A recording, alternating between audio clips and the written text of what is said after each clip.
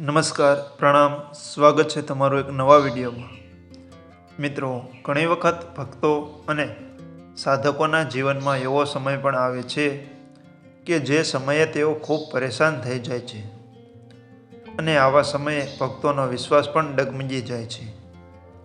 મિત્રો, ઘણા બધા એવા ભક્તો પણ હોય છે જે ભગવાનનું નામ લેવાનું પણ છોડી દે છે અને નાસ્તિક બની જાય છે, કેમ કે આ લોકો આવી પરિસ્થિતિને સહન નથી કરી શકતા અને આવા લોકો એ વાતને સમજી પણ નથી શકતા કે આ બધું એમની શા માટે થઈ રહ્યું છે।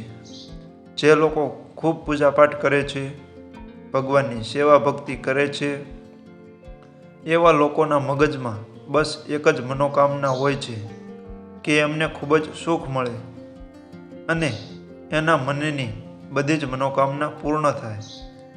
પરંતુ મિત્રો, અહીંયા સવાલ એ છે કે તમે ફક્ત સુખ ભોગવશો તો તમારા ભાગનું દુઃખ કોણ ભોગવશે? દોસ્તો, આજના આ વિડીયોમાં તમને ખૂબ મહત્વપૂર્ણ જાણકારી મળવાની છે અને એ જાણવા મળશે કે જે સમયે ભગવાન આપણી પરીક્ષા લે છે અને જ્યારે આપણા જીવનમાં ખૂબ જ દુઃખ આવે છે ત્યારે આપણી સાથે અમુક દુઃખદ ઘટનાઓ પણ જરૂર બનશે। એવા સમયે ખુદને કેવી રીતે મજબૂત રાખી શકાય, આવી ઘણી બધી વાતો તમને આ વિડીયોમાં જાણવા મળશે।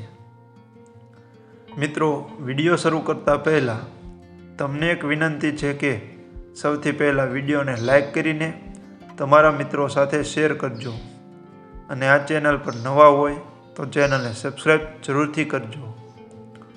મિત્રો, મનુષ્ય જીવનમાં સુખ ભોગવવાની સાચી મજા તો ત્યારે જ આવે છે જ્યારે તમે તમારા જીવનમાં ખૂબ જ દુઃખ ભોગવેલું હોય, કેમ કે આપણે કોઈ પણ લીટીને ટૂંકી કરવી હોય તો એની બાજુમાં ખાલી એક લાંબી લીટી દોરી દો એટલે પહેલી લીટી એની મેળે જ ટૂંકી થઈ જશે।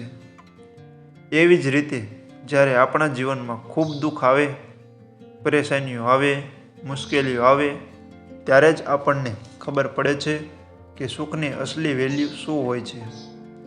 મિત્રો, એક ભૂખ્યા વ્યક્તિને જ ખબર હોય છે કે અન્નની વેલ્યુ શું છે, અન્ન કેટલું જરૂરી છે। જેના શરીર ઉપર કપડાં ન હોય એવા વ્યક્તિઓ જ કપડાની વેલ્યુને જાણતા હોય છે। જેની પાસે ઘર નથી એવા લોકો જ જાણે છે કે ઘરની વેલ્યુ શું છે।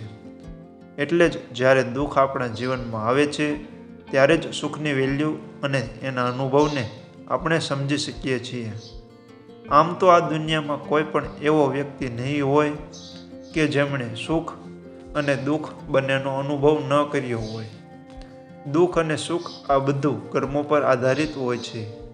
કોઈ પણ વ્યક્તિ ક્યારેય એવા કર્મ ન કરી શકે કે એને ફક્ત સુખ જ મળે, કે પછી કોઈ પણ વ્યક્તિ એવા કર્મો પણ ન કરી શકે કે એને ફક્ત દુઃખ જ મળે। મિત્રો, આપણા પૂર્વજન્મોથી જ આ બધું ચાલતું આવ્યું છે, એટલા માટે આપણે દુઃખ પણ ભોગવવું પડે છે અને સુખ પણ ભોગવવું પડે છે। પ્રકૃતિનો પણ આવો જ નિયમ છે। જ્યારે આપણે પૂજાપાઠ કરીએ છીએ ત્યારે ભગવાન આપણી પરીક્ષા લે છે, પરંતુ એ સમયે આપણે આ બધી વાતોને સમજી નથી શકતા કે ભગવાન શા માટે આપણી પરીક્ષા લે છે। મિત્રો, જે લોકો ખાલી એટલા માટે પૂજા પાઠ કરે છે કે એના જીવનમાં ક્યારેય દુઃખ ન આવે, પરેશાની ન આવે અને આવા લોકોના જીવનમાં ક્યારેક નાની એવી મુસીબત આવી જાય તો પણ તેઓ સીધા જ ભગવાનને ફરિયાદ કરવા લાગે છે, ભગવાનને સવાલ કરવા લાગે છે કે હે ભગવાન, હું તો તમારી રોજ પૂજા પાઠ કરું છું, હું તો તમારો ખૂબ મોટો ભક્ત છું, તો પણ મારા જીવનમાં આટલી બધી સમસ્યાઓ શા માટે આવે છે। મિત્રો, આ બધું સમજવા માટે હું તમને એક ઉદાહરણ આપું છું। એક વ્યક્તિ હતો જે ભગવાનની ખૂબ પૂજા કરતો હતો। એકવાર એનું અકસ્માત થયું અને પગમાં કંઈક વાગી ગયું એટલે એને ચાલવામાં થોડી તકલીફ પડવા લાગી। ત્યારે એ ભગવાનના મંદિરમાં ગયો અને ભગવાનને ફરિયાદ કરવાનું ચાલુ કરી દીધું કે હે ભગવાન, હું તો રોજ તમારી પૂજા અર્ચના કરતો હતો, દિવસ રાત તમારું જ ભજન કરતો હતો, તો પણ તમે મારું અકસ્માત શા માટે કરાવ્યું? ભગવાનને આવી બધી ફરિયાદો કરીને આ વ્યક્તિ પોતાના ઘરે ગયો અને રાત્રે સૂઈ ગયો. ત્યારે ભગવાન એના સપનામાં આવ્યા અને આ અકસ્માતની ઘટના ફરીથી બતાવવા લાગ્યા અને કહેવા લાગ્યા કે આ કોઈ મામૂલી અકસ્માત નહોતો, આ એક ખૂબ ભયંકર અકસ્માત થવાનો હતો અને એમાં તારું મૃત્યુ નક્કી હતું.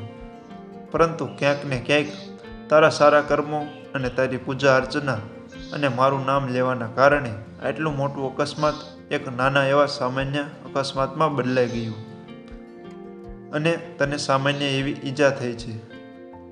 ત્યારબાદ આ વ્યક્તિ સમજી ગયો કે ભગવાનના કારણે કેટલી મોટી સમસ્યામાંથી બહાર આવ્યો છું.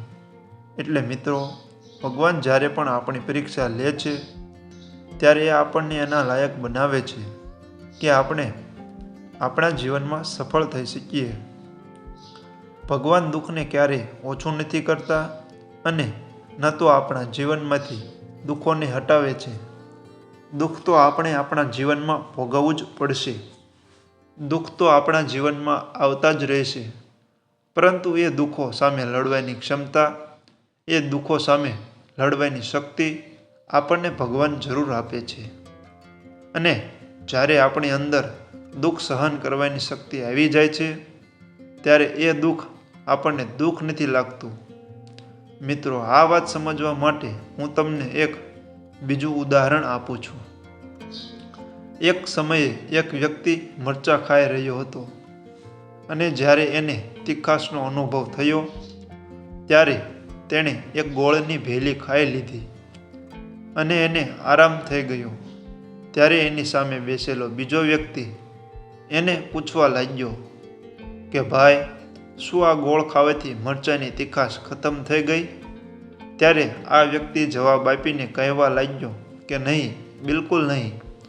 મરચાંનું તીખાપણું તો એટલું જ છે, પરંતુ ગોળ મને મરચાંના તીખાપણાને સહન કરવાની શક્તિ આપી દીધી, જેના લીધે મને જરા પણ તીખું નથી લાગતું અને મને એવું જરા પણ નથી લાગ્યું કે મેં મરચાં ખાધા છે. ભગવાન આપણા જીવનમાં જે કંઈ પણ રોલ પ્લે કરે છે, આપણા જીવનમાં એનું જે કંઈ પણ કાર્ય હોય છે એ આપણને એટલી બધી ક્ષમતા પ્રદાન કરી દે છે, એટલી બધી શક્તિ આપી દે છે કે આ દુઃખ આપણને ખૂબ જ ન લાગે.